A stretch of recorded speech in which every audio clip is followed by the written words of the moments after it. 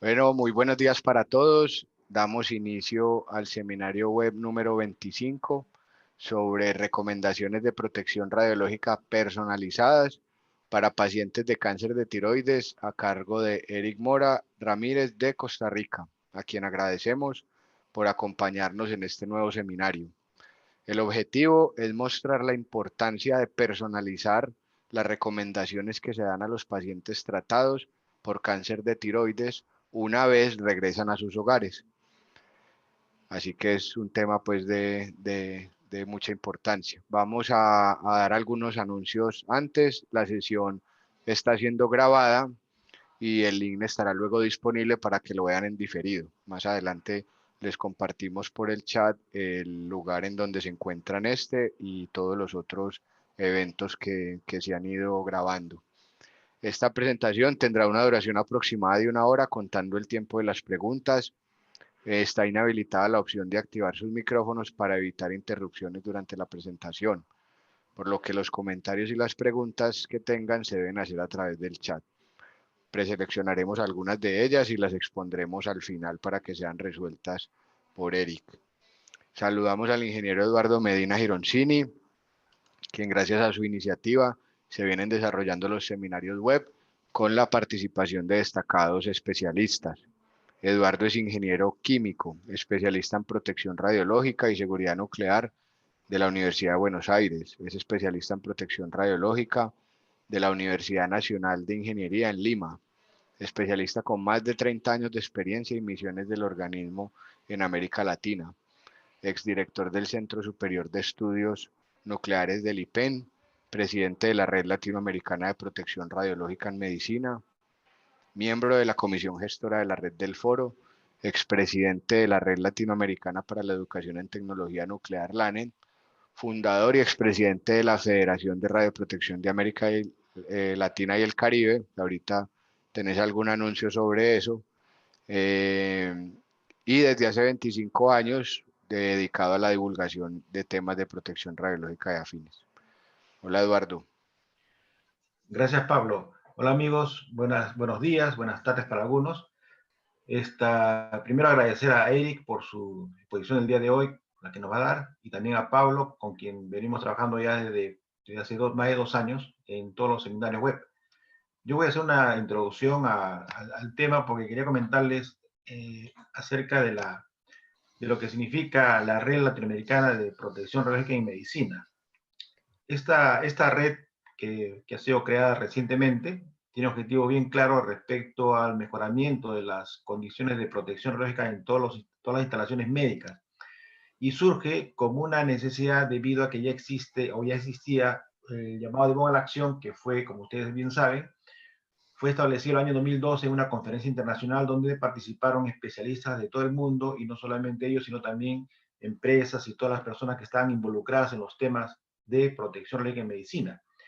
En el año 2016, en la conferencia iberoamericana, se analiza la situación que existía en nuestros países. Queríamos ver qué problemas había, qué posibles soluciones y cómo podíamos medir o cuantificar cómo se iban solucionando los problemas que existían en nuestras regiones, tanto en España, en Portugal, como en nuestros países de esta parte de América. Pero nosotros, los participantes, decidimos, bueno, hagamos algo también en la región para ver concretamente cuáles son esos temas que ameritan ser tratados con mayor detenimiento y ver posibles soluciones. Tomando en cuenta lo que se había tratado tanto en 2012 como en el año 2016 en CIPRAN, porque los colegas que participaron en CIPRAN también estuvieron, casi todos estuvieron en nuestra reunión que hicimos el año 2017 en la ciudad de Arequipa, en el Simposio Internacional sobre Protección Radiológica en Medicina, donde se tuvo una participación bastante importante de colegas de América Latina, y todos los trabajos que se presentaron fueron hechos de manera oral con la finalidad de poder interactuar mejor con los participantes, hacer las preguntas, resolver los problemas, las cuestiones que cada uno planteaba. Tuvimos sesiones técnicas con los temas bastante específicos, bastante similares a lo que trataron en CIPRAN, conferencias a cargo de especialistas, cursos que realmente nos sorprendió porque cada curso era más de 100 participantes. Y al final tuvimos una mesa redonda con todos los coordinadores de las diferentes sesiones que se habían llevado a cabo para ver cómo podíamos avanzar con este tema de la protección en medicina, sobre todo tomando en cuenta lo que se había tratado en esta reunión. Y surgió la necesidad de crear una comisión que luego se llamó Red Latinoamericana de Protección Rica en Medicina, cuyo primer trabajo fue a difundir todo lo que teníamos en la región y en otras partes del mundo, por supuesto, sobre todo lo que es protección rica en medicina, documentos, presentaciones, videos, libros, anuncios de reuniones, artículos, todo lo que sea necesario para difundir a todos los colegas que deseen mejorar las condiciones de protección rica en medicina. Y hicimos un perfil en Facebook que es totalmente abierto, no se requiere ninguna suscripción, uno ingresa y puede descargar cualquier documento que tenga ahí o cualquier información.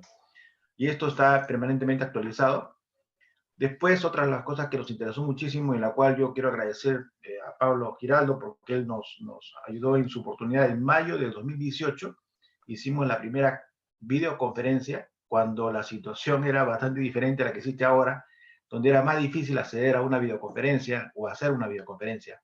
Y por eso que nos colaboró bastante Pablo.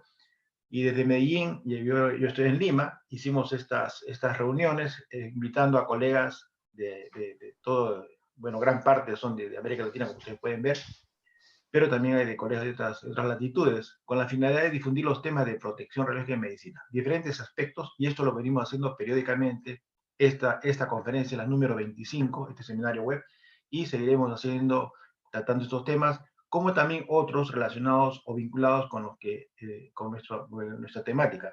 Por ejemplo, los eventos, las actividades que realiza el Foro Iberoamericano de Organismos Reguladores, temas de gestión de conocimiento, temas tratados con las sociedades, como por ejemplo la Sociedad Española de Protección Radiológica. Hace poco hemos tenido una reunión entre los colegas de la América Latina para ver qué cosa o cómo trabaja un OPR, un oficial de protección radiológica en la región. Y bueno, y todos estos videos los colocamos en YouTube, en la red de la Fran, que dicho sea de paso, tiene 1.260 suscriptores, hay 36 videos, y hay más o menos unas 20.000 visualizaciones de estos videos. O sea que realmente nuestro trabajo se está dando de alguna manera algún fruto que permite que más personas puedan actualizar sus conocimientos en los temas de protección radiológica. Igualmente, hemos hecho traducción de documentos al español de organismos internacionales previo acuerdo con los organismos, previo autorización de los organismos para poder traducirlos al español. Y esto, ¿y por qué surge esto? Porque los colegas que participan en la red, que es una red abierta, donde todos pueden aportar sus conocimientos y su tiempo para poder desarrollar diversas actividades. Esto es algo permanente, no se requiere una suscripción, basta con el apoyo que uno puede dar en la medida de lo posible. Y también hemos participado en los eventos más importantes que se hacen en América Latina, como son los congresos de protección radiológica y los congresos de Alfin. En esos eventos hemos tenido secciones específicas para tratar los temas de protección radiológica en medicina conducidos por nuestra red. Con España hemos firmado un convenio, una carta de colaboración, de cooperación, y mientras las cuales desarrollamos diversas actividades. Tenemos ya 2 seminarios que hemos realizado, y hay otras posibilidades que nos brinda este acuerdo, que dicho sea de paso, dentro de poco firmaremos otro con una red interesante de América Latina. Y estamos, como los seminarios que hemos hecho, como el de Arequipa, que estamos continuando, ya dentro de muy poco, dentro de pocos días, se lleva a cabo el segundo simposio internacional sobre protección radiológica en medicina, para ver cómo está la situación en nuestros países. Ya hay más de 500 inscritos, así que hay seminarios, hay reuniones, hay temas, conferencistas invitados, hay cursos pre-congreso, prácticamente es gratuito el evento, así que uno puede ver la información en nuestra página en Facebook, en las redes sociales. Y en el grupo de protección radiológica, que es un grupo cerrado, donde uno tiene que suscribirse, pero no paga nada, hay más de 20.000 suscritos, ahí también colocamos información que hacemos en la red. Bueno, como siempre, yo quiero agradecer específicamente a Pablo. Pablo es el gerente, el creador de la empresa CIBER en Medellín, Colombia. Él es ingeniero biomédico con una maestría, un máster en protección en la Universidad Politécnica de Valencia, y con la plataforma que tenía anteriormente y ahora con esta nueva plataforma nos está colaborando permanentemente en el desarrollo de diversas actividades que hacemos. Él es el promotor y colabora bastante con la Universidad CES de Medellín en el diplomado virtual de protección radiológica que siempre se realiza 2 o 3 veces al año. Bien, estos son nuestros datos para poder ubicar tanto nosotros en la red en general. Y bueno, ahora vamos a invitar a Eric para que nos brinde su exposición. Eric es una persona que tiene una formación bastante interesante en física médica y en protección radiológica, y es doctor en física médica, y el tema lo maneja ya hace muchos años, así que nos va a brindar esta exposición.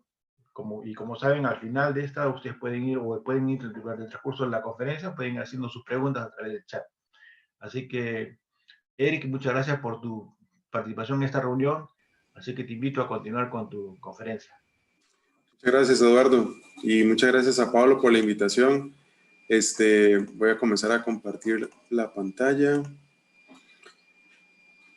Y muchas gracias a todos y todas por tomarse el tiempo de estar presentes el día de hoy en esta actividad que sabemos que Eduardo viene coordinando desde bastante tiempo atrás y bueno, ahora lo explicó muy claro con Pablo, ¿verdad? Yo les agradezco mucho por tomarme en cuenta. La verdad tengo poco tiempo ya, tal vez un poco, como 1 año y medio de haber regresado de la finalización del doctorado.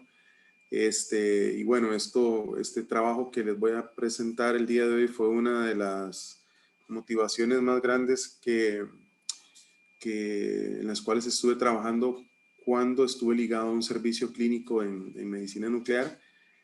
Ahora por otros motivos estoy ya ligado en la universidad, esperando que abramos un proyecto también clínico, pero asociado al ciclotrón que estamos instalando aquí en la universidad, que ya está instalado, pero desgraciadamente la gente en Europa no ha podido venir por esto de la pandemia para terminar de hacer pruebas de aceptación, ¿verdad? Entonces, a veces las cosas no salen como todos planeamos, pero bueno, vamos avanzando poco a poco. Igual si tienen alguna pregunta posterior y no me da tiempo ahora, me pueden contactar al correo electrónico y entonces con mucho gusto me tomo el tiempo para poder contestar esas preguntas. Bueno, esta charla tiene como un objetivo hablarles sobre lo que es una implementación clínica que tuvimos en el Servicio de Medicina Nuclear del Hospital San Juan de Dios, y yo les voy a contar un poco de cómo surgió esta idea y de cómo tratamos de resolverla. ¿Esto por qué? Porque yo hice estudios en Inglaterra de maestría. La maestría en Inglaterra contemplaba aspectos teóricos, ¿verdad? Pero logré quedarme 1 año en el University College London Hospital y ahí estuve con físicos médicos, pues trabajando en múltiples aspectos.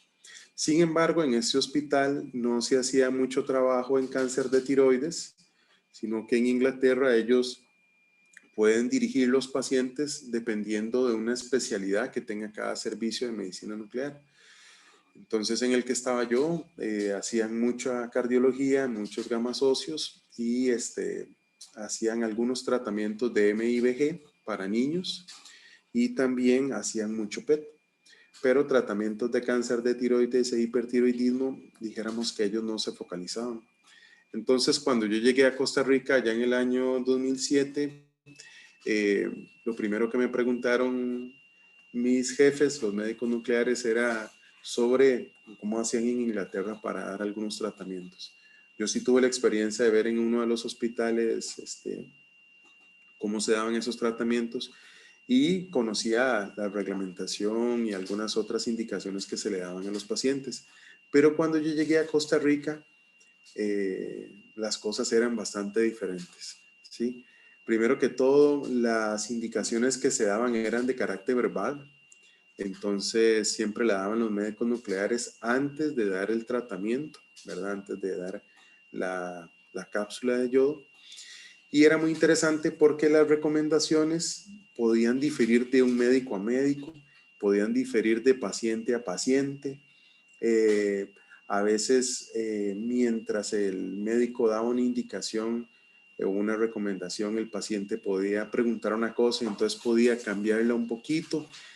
Y en aquel momento lo que existía era un criterio que había determinado o que había establecido el responsable de protección radiológica, válido, ¿verdad? Completamente válido, en donde se hacía una medición de cuerpo entero. Él llegaba con el Geiger, ponía al paciente a un metro de distancia aproximadamente y hacía una medición en anterior y posterior, y si ambas mediciones daban aproximadamente 5 microsieverts por hora, pues liberábamos al paciente. En todo ese tiempo no se tomaba como referencia la biocinética del material radioactivo en el paciente, y habían unos criterios que sí estaban establecidos en el servicio, que eran hacer mediciones de retención corporal total y de captación tiroidea, ¿verdad? Pero estas no se utilizaban para las recomendaciones de salida del paciente. Estas eran criterios clínicos que se utilizaban para dar el tratamiento con el yodo 131. Para eso uno se puede referir a artículos del doctor Sisson, ¿verdad? O inclusive ahora, bueno, ustedes pueden saber que hay muchas recomendaciones de la Asociación Europea de Medicina Nuclear. Ok. Entonces, mientras pasaron un par de años, había una inquietud por parte mía que se la planteé al jefe del servicio y él me devolvió con unos artículos. El jefe del servicio de medicina nuclear es, bueno, era un médico que ya pasó a la pensión y muy académico, y entonces me dijo, mira, te paso un par de artículos que encontré en alguna revista. Ahora, en aquellos años era un poco más difícil acceder a información técnica, ¿verdad? De publicaciones. Ahora es un poco, sino bastante más sencillo. Y entonces me pasó estos dos artículos. Uno era de la consideración de la exposición a las familias de pacientes que salían o regresaban a su casa después de que habían recibido tratamiento por hipertiroidismo. Vean que esta publicación es del año de 1999, ¿verdad? Ya tiene bastantes años, y daban algunas recomendaciones, como ustedes pueden ver aquí, ¿verdad? Vean que ellos dan, pues, dentro de sus conclusiones algunas recomendaciones, pero lo más importante es que cada país tiene que considerar, ¿verdad? Esas conclusiones que ellos daban a la hora de generar nuevas guías para cumplir con los requerimientos o los límites que daba la ICRP. También otro fue igual, una consideración hacia los familiares de los pacientes en una región de Bélgica, cuando habían recibido tratamiento. Vean que también es del año 98, ¿verdad? Y ahí sí ya dan otras recomendaciones, ¿verdad? Vean, por ejemplo, para el caso del cáncer de tiroides, que el paciente tiene que estar hospitalizado, o debería estar hospitalizado 2 a 3 días, y que debería dormir separado y evitar contacto cercano con personas en un lapso de 7 días, perdón. Y también existían algunas recomendaciones para pacientes con hipertiroidismo, ¿de acuerdo? Entonces, en esos artículos comenzamos a tratar de generar alguna guía, también comenzamos a trabajar y revisar alguna documentación que tenía los ingleses, ¿verdad? En aquel momento. Y en ese mismo año dio la casualidad de que el organismo estaba planteando este proyecto, el RLA 9067, que establecían guías para dar salida a pacientes que recibían tratamientos en medicina nuclear y tomaban en cuenta lo que era el cáncer de tiroides y el hipertiroidismo. Entonces, como que todo cayó perfecto, todo iba como muy bien enrutado, y entonces logramos generar unas primeras guías que se basaban en la actividad inicial que le dábamos al paciente, ¿de acuerdo?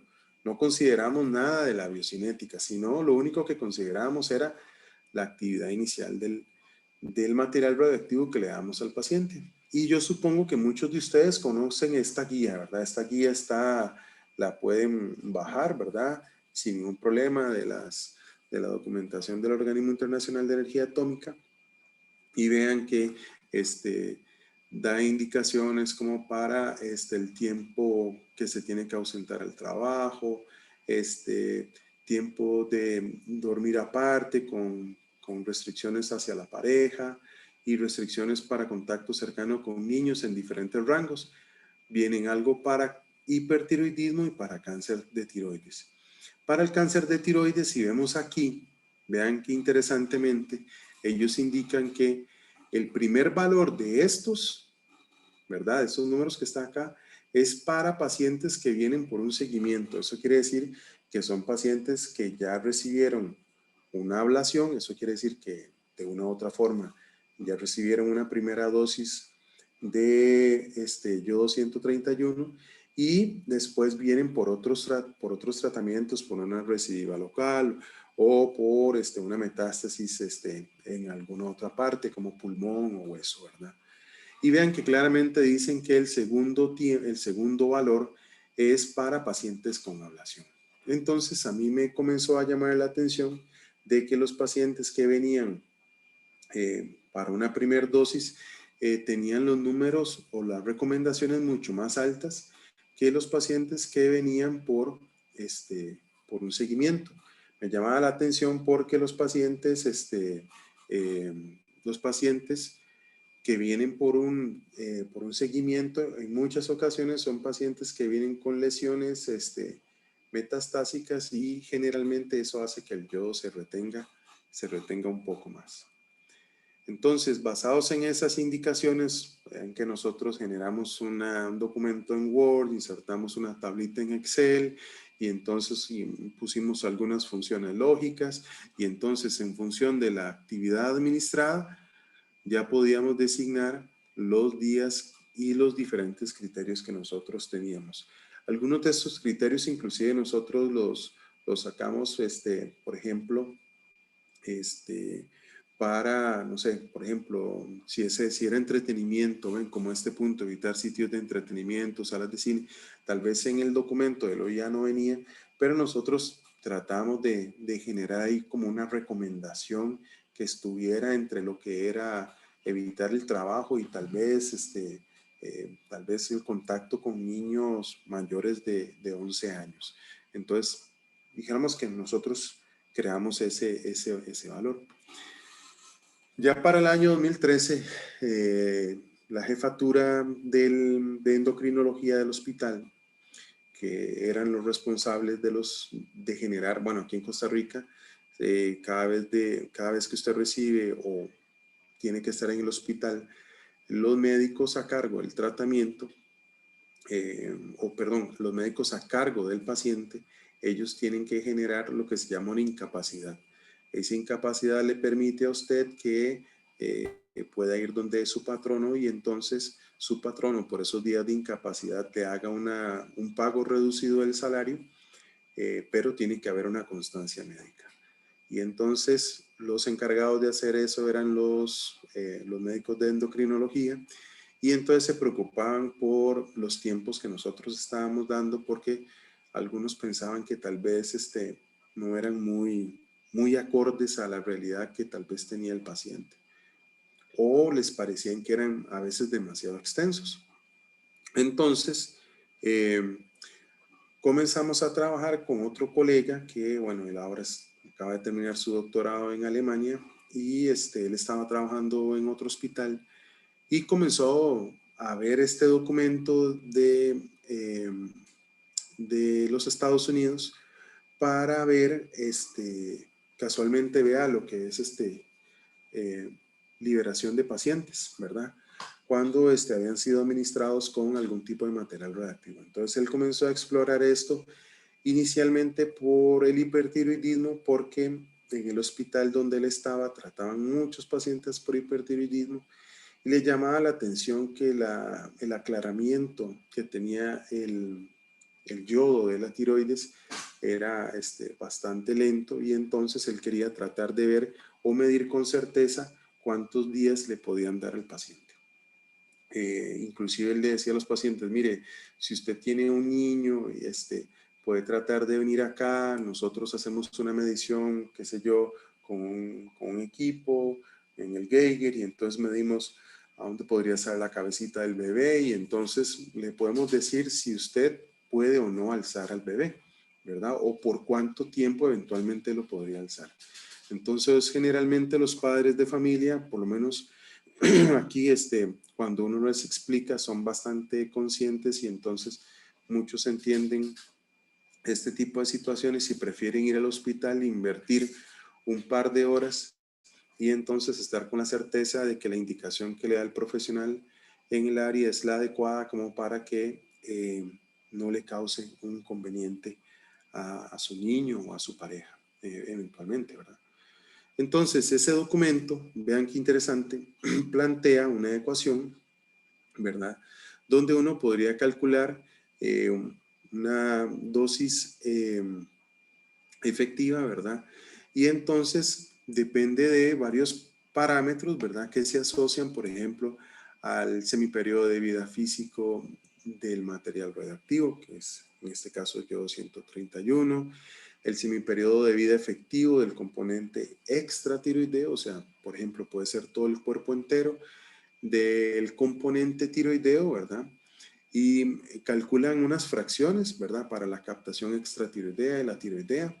Después una fracción que es considerado como una fracción de tiempo en el cual el yodo administrado es removido del cuerpo, y esto pues se da cuando es absorbido por la sangre y bueno, y se retiene por la orina, y esto pues uno pues lo va expulsando.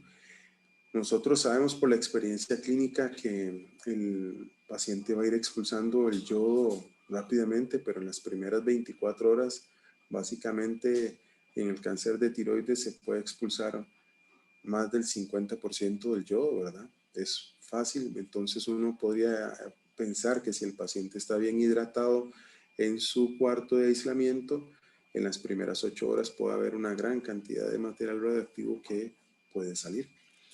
Vean algo muy interesante, ellos definen algo que se llama un factor de ocupación, que eso es como, si ustedes lo piensan, son como los factores de ocupaciones que usamos en protección radiológica cada vez que hacemos cálculos de blindajes, ¿verdad? Es una relación de tiempos, nada más. Q sub 0 es la actividad inicial, R es una distancia, y la constante gamma, ¿verdad? La constante gamma para el yodo 131. Entonces, esta ecuación hace esta serie de relaciones, y entonces nosotros lo que comenzamos fue a analizar el caso particular que nosotros teníamos en nuestro hospital. Entonces, generalmente los pacientes en nuestro hospital, ellos son atendidos por una clínica de tiroides. Esta clínica de tiroides está integrada por endocrinólogos, médicos nucleares, médicos cirujanos de cabeza y cuello, patólogos, radiólogos. Inclusive cuando es necesario pueden invitar a algún radioterapeuta para ver algún caso o alguna situación en particular, o algún cirujano ortopédico o neurocirujano, ¿verdad? Entonces, la solución que se le da al paciente es una solución bastante integral, y debido a esto se generó un gran expertise en el tratamiento de los pacientes. También están ellos siguen mucho lo que es las guías de los Estados Unidos, ¿verdad? Para hacer los tratamientos de cáncer de tiroides. Y nosotros llegamos a ver que la población de pacientes que venían por ablación, nosotros habíamos fijado un rango máximo de captación tiroidea a las 24 horas que tenía que ser de un máximo de un 8%.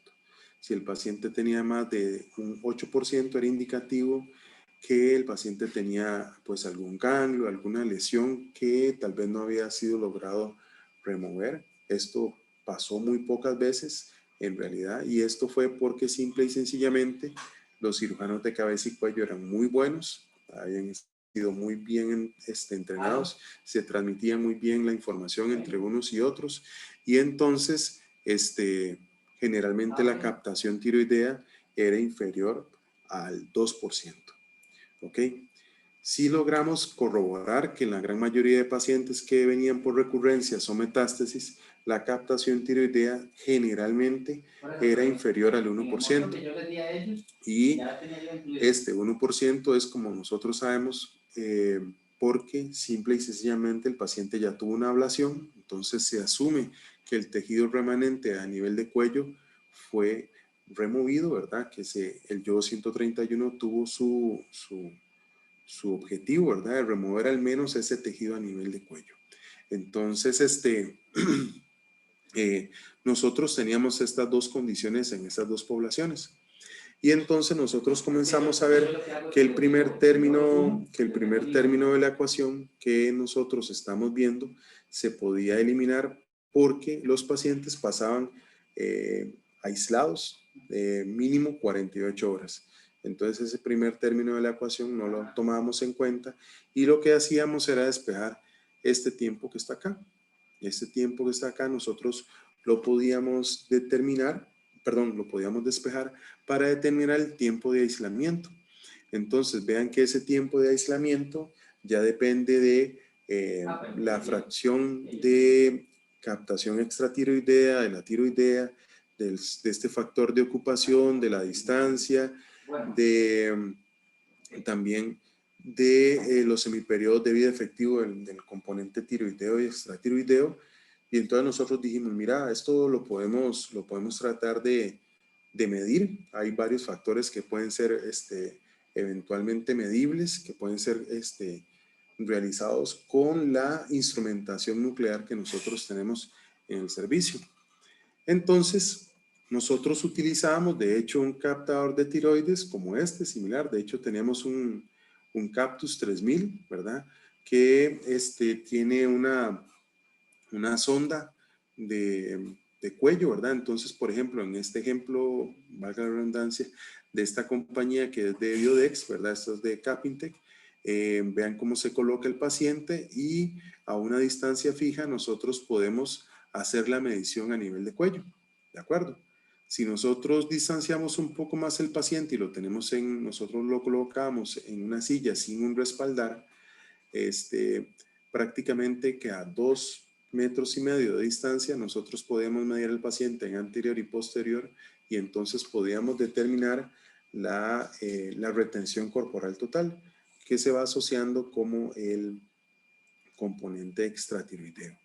Entonces, claro, hay que hacer una resta, ¿verdad? En un tiempo, ¿verdad? Entre lo que uno determina de tiroides y lo que determina en el componente extratiroideo. Y uno sabe de las publicaciones de la ICRP los valores de los límites de dosis, ¿verdad? Que hay para diferentes poblaciones. Entonces nosotros lo que hicimos fue pues definir esto, ¿verdad? No definirlo, sino reafirmarlo. Y en el caso de los adultos que cuidan a los pacientes, nosotros denominamos a estos como los cuidadores. Entonces vean que podemos llegar a poner los 5 milisieverts, ¿verdad? Y en algunos adultos, dependiendo de la condición laboral y demás, podríamos, por ejemplo, definir unos 3 milisieverts, ¿verdad? Entonces, pues estas indicaciones nosotros, inclusive dependiendo de la condición laboral o de una entrevista que nosotros teníamos con el paciente, podríamos inclusive hacer un ajuste a estos valores, ¿de acuerdo? Nosotros definimos estos factores de ocupación y las distancias y vamos a ver un poquito más para que ustedes y pues puedan tomar una idea en cómo nosotros nos basamos para hacer esto, ¿verdad? Entonces, en los factores de ocupación, nosotros dijimos, bueno, se asume que el menor va a pasar un máximo de 6 horas al día en contacto con el paciente. Entonces, nosotros sacamos 6 horas al día, la multiplicamos por 7 días y entonces sacamos la cantidad total de horas que podría estar en una semana. Y así esto lo fuimos haciendo para cada uno de los casos, ¿verdad? Por ejemplo, para los adultos uno podría decir, bueno, ¿qué pasa si un paciente está acompañado por una persona X, ¿verdad? Que está acompañado por él 5 horas al día? Entonces, igual comenzamos a sacar estas relaciones. Uno asume que una persona duerme 8 horas al día, ¿verdad? Entonces, se asume que está durmiendo con su pareja por esas 8 horas, ¿verdad? Igual, si duerme más horas, puede uno hacer el ajuste respectivo, ¿verdad? Y entonces, de esta manera, si ustedes se ponen a hacer las analogías, vean que es muy similar a los tiempos que uno puede considerar para lo que son los cálculos de blindaje. Entonces, en principio, este factor de ocupación, dijéramos que podría ser algo entendible, algo razonable y que nosotros podríamos eventualmente ajustar dependiendo de las condiciones del paciente. En términos de la distancia, ¿verdad? Entonces se asume que, por ejemplo, que esas 6 horas eventualmente el niño podría estar ahí a una distancia de, vamos a ver, de una distancia al menos medio metro, ¿verdad? La distancia que tienen los brazos, ¿verdad? Tal vez de una persona adulta. Igual, cuando ya son niños un poco mayores o entienden un poco más las cosas, se les puede explicar y entonces se asume que el peor escenario es que estuvieran al lado de uno a 1 metro. En el caso de dormir solos, se pensó que tal vez no tienen una cama king size, sino que tienen una cama matrimonial normal. Entonces están a 30 centímetros uno del otro, ¿verdad? Y igual, ¿verdad? Si una persona va a trabajar y entonces por lo menos aquí en Costa Rica hay una norma en términos de salud ocupacional donde se pide que haya una distancia libre de 1,5 metros entre los trabajadores, ¿verdad? Entonces, es como más o menos lo que nos piden ahora para el COVID, ¿verdad? Estar a 1,80 m, pero aquí se asume como esa norma en términos de salud ocupacional. Entonces hay un espacio libre entre la persona. Por ejemplo, si yo soy trabajador que estoy atendiendo a alguien, por ejemplo, en un banco, una cosa así, entonces estamos a 1,5 metros de distancia y entre mis compañeros a 1,5 metros más. Entonces, estas definiciones nosotros las comentamos con los médicos nucleares del servicio y a ellos les parecieron lógicas, ¿no? De hecho, esta misma presentación la hicimos en un cierto momento con los médicos endocrinólogos del hospital y a ellos les pareció pues todo bastante lógico, bastante coherente, ¿verdad? Entonces comenzamos a ver ya, después de hacer esas determinaciones desde el punto de vista, vamos a llamarlo así, como político, ¿verdad? Entonces comenzamos a ver la parte de mediciones, ¿ok? Entonces ya utilizando la sonda de captación, vean, ese es un ejemplo de una retención corporal total de un paciente, ¿verdad? Ahí yo les puse, bueno, la figura dice retención corporal total en las primeras 48 horas, pero vean que nosotros en el caso de ese paciente medimos hasta casi las 200 horas, ¿verdad? Probablemente fue un caso de un paciente que tenía algún tipo de metástasis. Y entonces uno ve el típico comportamiento del material, bueno, el yodo reactivo en el cuerpo, ¿verdad?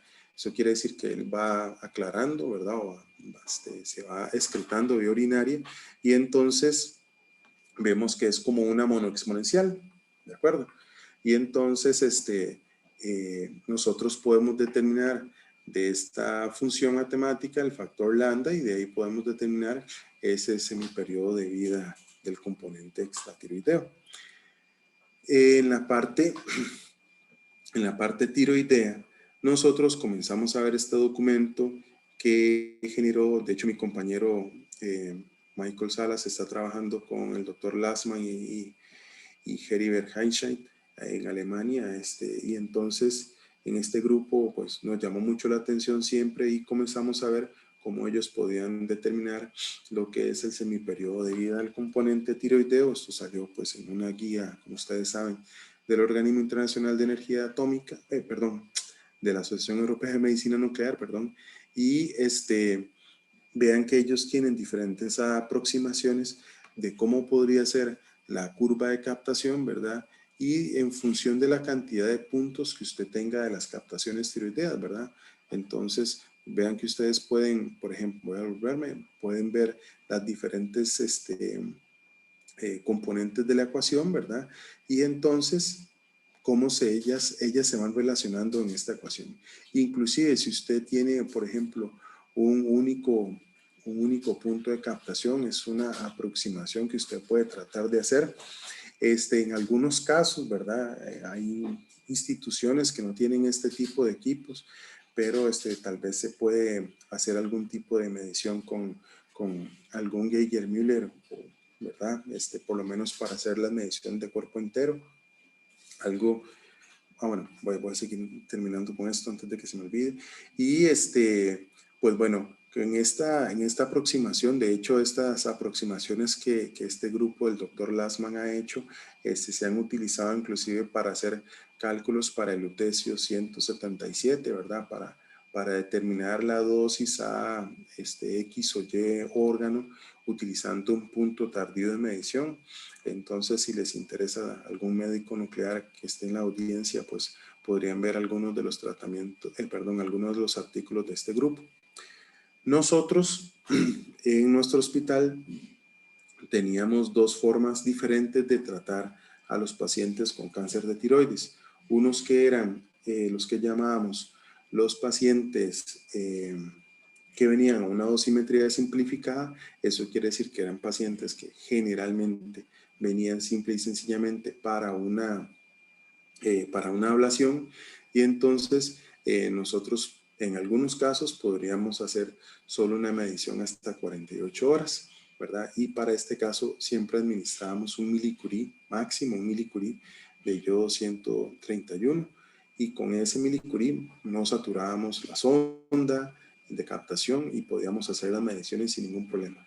En los pacientes que venían por metástasis de algún tipo, ya sea local o lejana, ósea o pulmonar, nosotros administramos 2 milicurís, hacíamos una serie de mediciones, vean, por ejemplo, casi hasta las 200 horas, ¿verdad? Y en ese caso, pues veíamos a ver la función para tratar de determinar ese lambda. En algunos casos no era del todo trivial, ¿verdad? Era un poco difícil. Entonces ahí nosotros como físicos tal vez utilizábamos algún otro programa para aproximar esos datos y entonces encontrar este lambda, ¿verdad? ¿Por qué administrábamos 2 milicurís? Porque los médicos siempre hacían una imagen con la gamma cámara previa al tratamiento para ver si se lograban visualizar las lesiones metastásicas. En algunos pacientes sí se lograba ver, ¿verdad? En algunos otros no, pero también logramos verificar que con 2 milicurís no llegábamos a saturar el equipo. Entonces, era bastante factible determinar este tipo de parámetros. Y entonces, aplicando la ecuación que vimos anteriormente, aplicando los factores de ocupación, aplicando la constante gamma, las distancias, teníamos generalmente una entrevista con el paciente para saber qué era lo que hacía. Por ejemplo, si nos decían, bueno, somos una docente que trabaja con niños en preescolar, entonces teníamos algunas otras recomendaciones o podíamos variar estos factores de ocupación y demás. Entonces nosotros generábamos ese tipo de documentos, ¿verdad? Entonces ya es prácticamente personalizado, ¿verdad?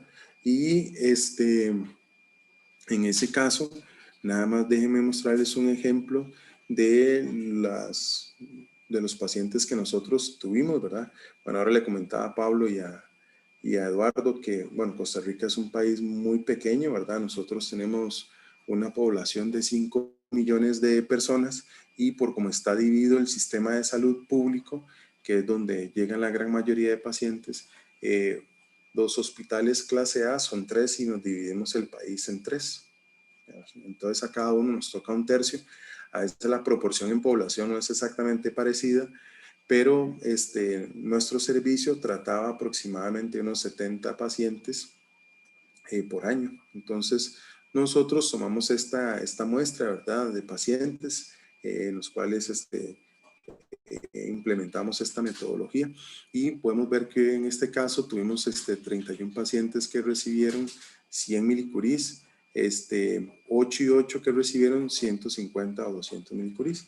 Entonces, si volvemos a la tabla, ¿verdad?, que, pues que estábamos viendo por parte del OIA en la recomendación, veamos que si yo muestro ya los resultados que nosotros tuvimos con esos pacientes y comparamos que el segundo término, como habíamos dicho, es el que se asocia, ¿verdad? Se asocia para los pacientes por ablación. Ablación son 100 milicuris y vean que las cosas pues podrían cambiar notablemente, ¿verdad?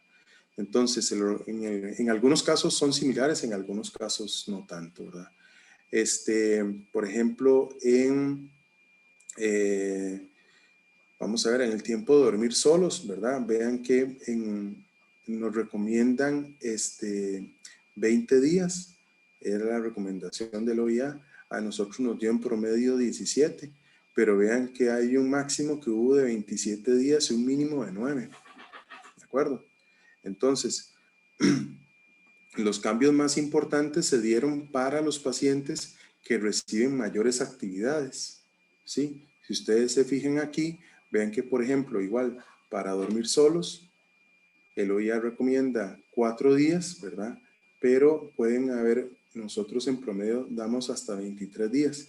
Y vean lo que hubo, una variación entre 33 y 15 días. Entonces, nosotros lo que llegamos a la conclusión es que no podemos basarnos en la actividad inicial para dar una recomendación, porque, como bien lo dicen las guías de la ICRP, las más nuevas, como bien lo recomienda la Euratom, uno tiene que tratar de hacer prácticamente todos los procedimientos que se puedan de manera personalizada.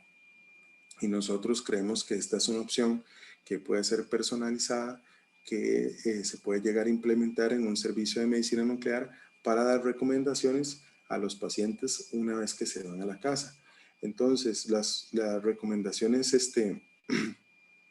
creo que son bastante sencillas, y lo bueno es que el paciente, si uno le explica para qué se están haciendo las cosas, generalmente los físicos médicos del servicio eran los que participábamos de las mediciones, le explicábamos al paciente para qué se estaba haciendo esto, por qué se estaba haciendo, del beneficio que tenía tanto desde el punto de vista dosimétrico, ¿verdad? Para garantizar una dosis que no le iba a generar, al menos en aquel momento, una dosis que no le fuera a generar un daño a la médula ósea roja, pero estos mismos datos nos servían para hacer las mediciones para estas recomendaciones de salida.